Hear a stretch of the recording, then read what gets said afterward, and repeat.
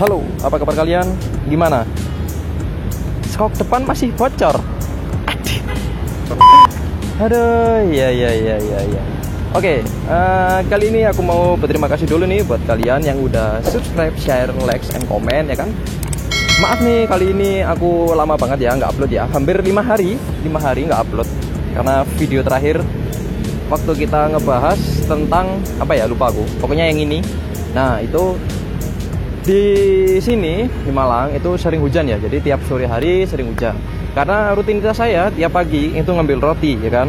Terus setelah itu berangkat kerja, nanti pulang kerja ngirim roti kayak gitu. Jadi pagi ini ngambil dulu, habis itu kerja, terus kirim roti. Nah, makanya kalau sama Mama sore hari itu hujan, berarti aku skip dulu bikin videonya. Berhubung kali ini pagi ya, lumayan pagi ya. Ini jam berapa ini? Jam 7 kurang sih, jam 6 lebih 20. Aku sempatkan bikin video ini. Oke, video kali ini aku mau menjelaskan kira-kira cocok nggak sih unit ini dimiliki buat kalian yang belum pernah punya sepeda listrik ya kan. Terus kenapa dan apa yang bikin unit ini tuh cocok banget untuk dipinang buat kalian yang masih awam, buat kalian yang masih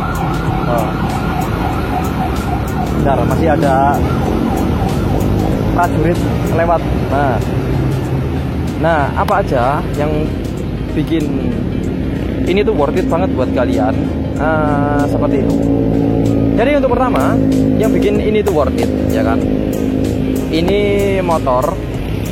Ini tuh sepeda, bukan motor. Jadi kita tidak memerlukan namanya STNK, BPKB, bayar pajak dan lain-lain, karena ini tergolong sepeda. Dan kalau kita memikirkan ini tuh sepeda, berarti jangan menganggap seperti sepeda motor.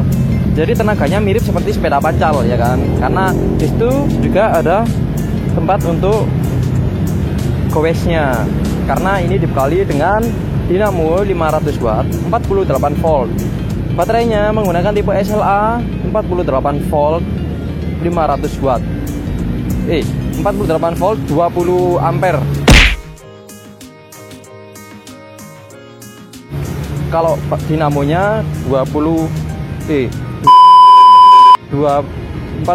volt 500 watt. Jadi kayak gitu.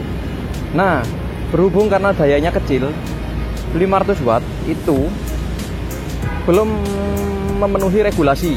Karena setahu saya yang baru keluar regulasinya itu 800 watt ke atas. Kalau ini 500 berarti masih belum masuk regulasi. Dan untuk kecepatannya sendiri ini udah mencapai 40 km per jam ya kan. Untuk jarak tempuhnya kurang lebih 45 km per satu kali cas.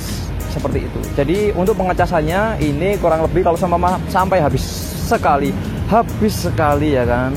Waktu digas udah atau tinggal 1 ya kan. Itu fullnya kurang lebih sekitar 10 jam. Tapi ya masa mau dipakai sampai habis cuy?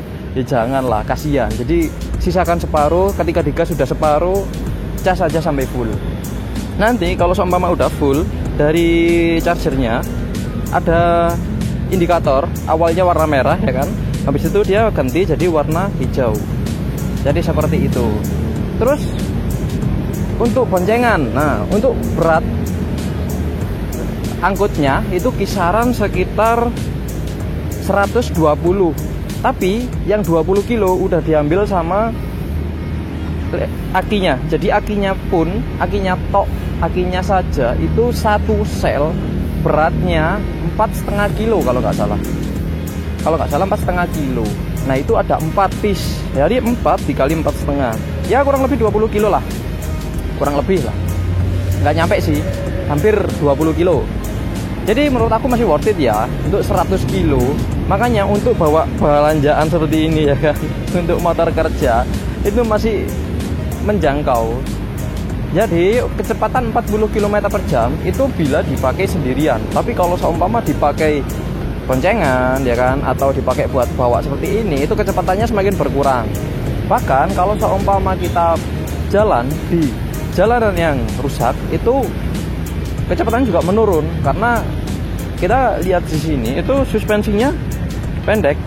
Nah itu suspensinya pendek ya kan, yang belakang yang depan.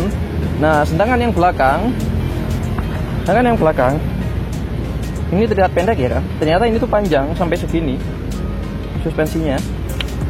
Jadi ini tuh worth it kalau sama buat ibu-ibu yang ngantar anak, buat ibu-ibu yang apa ya, belanja, buat mas-masnya yang bekerja, berangkat bekerja, buat mbak-mbaknya yang mau buka usaha, terus mau ke CFD ya kan. Intinya ini tuh multifungsi. Terus apa aja sih keunggulannya dibanding sepeda motor listrik atau sepeda motor konvensional? Yang pertama, ini nggak ada perawatan sama sekali. Kenapa aku bisa bilang gitu? Karena aku udah pakai unit ini sudah 2000 km per 3 bulan. Jadi 3 bulan pemakaian aku udah mencapai 2000 km. Jadi aku ngomong seperti ini tuh apa adanya, real selama 3 bulan aku pakai unit ini.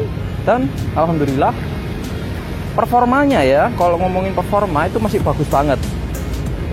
Cuman kalau untuk kendalanya, selama ini kendalanya itu ada 2. Yang pertama itu kesalahan pabrik, yang kedua kesalahan aku sendiri. Jadi yang pertama itu alarmnya rusak, ada di video sebelumnya. Yang fotonya ini, yang thumbnailnya ini. Terus yang kedua itu salah penyucian. Jadi waktu dicuci air kalau semua masuk di sela-sela sini, dari sela-sela sini itu kan ada kabel tuh, itu nanti bisa rusak. Jadi hati-hati, jangan sampai masuk ke situ. Jadi kalau nyuci jangan air sampai masuk ke sini, dan jangan sampai masuk ke belakang jok belakang, jangan sampai situ, karena situ tempatnya electrical, kontrolernya ada di situ semua. Kalau di depan itu tempatnya kabel-kabel, jadi jangan sampai kena di situ. Oke. Terus apa aja sih yang menjadi keunggulan waktu pakai unit ini? Ya seperti tadi, jadi nggak ada SIM, nggak ada STNK. Terus kita jalan di tempat umum itu boleh, tapi ya kan, tapi kita harus pakai helm. Jadi kalau seumpama kita jalan di tempat umum, ya kita harus menyesuaikan dengan umumnya ya. Kita kalau seumpama umumnya itu pakai helm, ya berarti kita pakai helm. Kalau umumnya kita berkendara pakai lampu kota, lampu sein, lampu utama, ya berarti kita harus ngikutin umumnya. Kita taat lalu lintas, yang ngikutin umumnya, namanya juga jalan umum ya, kayak gitu. Jadi tetap meskipun sepeda tetap pakai helm. Buat ibu-ibu, bapak-bapak yang punya anak pakai unit ini, tetap kasih helm, kasih keselamatan buat berkendara, untuk mengajarkan putra-putrinya itu untuk bertanggung jawab di jalan raya gitu, seperti itu. Nah, terus untuk apa ya, mobilitas sehari-hari, karena unit ini dipakai untuk keseharian ya, jadi memang semuanya aku rasain worth it aja. Terus ini juga lagi bawa roti, jadi ini roti beratnya kisaran 20 kilo, sedangkan aku sendiri itu beratnya kisaran 53 kilo, jadi kurang lebih 73 kiloan lah. Jadi kalau sama mama untuk buat sendirian itu kecepatan 2 di speed 2 nya itu kisaran antara 36 km per jam. Tapi kalau seumpama dipakai untuk bawa seperti ini ya kan, nambah beban lah 20 kilo, itu biasanya nggak sampai 36 km, jadi cuman 34, 35 itu susah banget, 34 biasanya rata-rata. Dan kalau seumpama speed 3 itu kecepatannya kalau seumpama sendirian itu bisa sampai 42 km per jam. Kalau menurut aku itu kenceng ya, maksudnya kita jalan 40 km per jam itu kenceng loh. Kita jalan posisi 40 km per jam ya, kita nabrak tembok, biar hancur ini unitnya. Seriusan, gak bohong. Seperti itu. Jadi apa aja sih yang di unit ini itu? Ya yang pertama ya, kita dari atas. Dari atas itu semuanya kompleks. Ada lampu kota, lampu utama, sein, klakson, itu ada, ya kan? Spion, kita juga dapat spionnya. Tapi spionnya di sini ya. Karena apa, spionnya di stangnya sini. Kalau sama ini udah upgradean sendiri ya. Udah tambah sendiri. Terus lampunya juga, lampunya udah proyektor. Cuman pendek ya, cuman berapa meter, cuman berapa, 2 meteran lah kurang lebih. Terus kita dapat keranjang.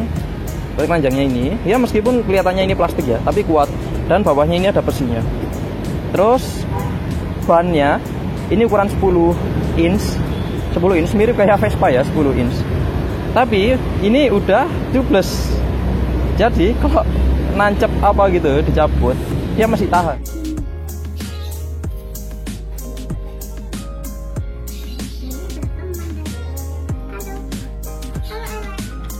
Ketimbang dia yang pakai cup, masih pakai ban dalam. Jadi ini bannya depan belakang udah tubeless seperti itu. Terus kenapa harus pilih unit ini?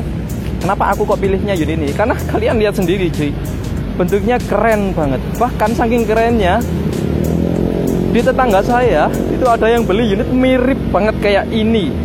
Seriusan. Jadi aku antisipasinya, aku udah beli skotlet. Jadi nanti aku skotlet aja warna biru. Nanti aku bikinkan videonya ya kalau sama mau udah jadi seperti itu. Terus ini juga udah pakai keyless.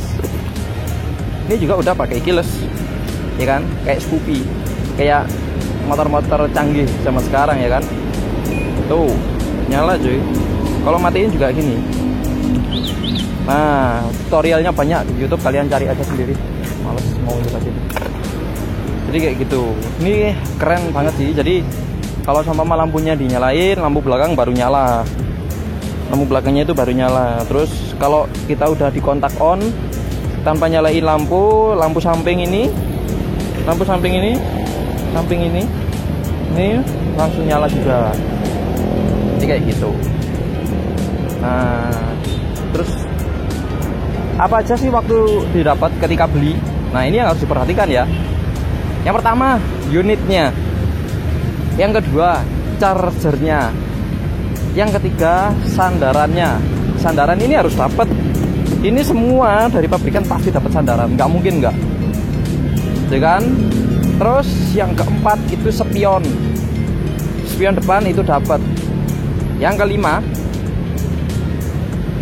buku garansi atau buku manual. Kalian semua harus dapat semua itu. Terutama itu buku garansi. Kalau nggak ada buku garansi, kalian mau garansi kayak gimana? Contoh nih baterai ya kan. Baterai kita pakai SLA 4 piece. Itu dapat garansinya 6 bulan. Kalau dalam 3 bulan itu baterainya meledak, nggak mungkin sih SLA meledak. Baterainya itu melembung, ya kan?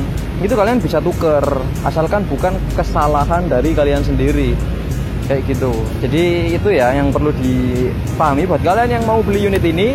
Dan kenapa aku kok pilih unit ini? Nah, jadi semuanya udah aku jelasin, aku jabarin di video ini, ya kan? Oke, sekian dulu dari saya. Kalau seumpama ada yang kurang, ada yang ditanyakan, bisa komen di kolom komentar. Seumpama ada masukan, bisa juga kasih tahu aku masukan biar bisa lebih baik lagi. Oke, bos? Oke, sekian dulu dari saya. Semangat bekerja, jangan lupa masa depan, jangan lupa beribadah juga. See you on next video.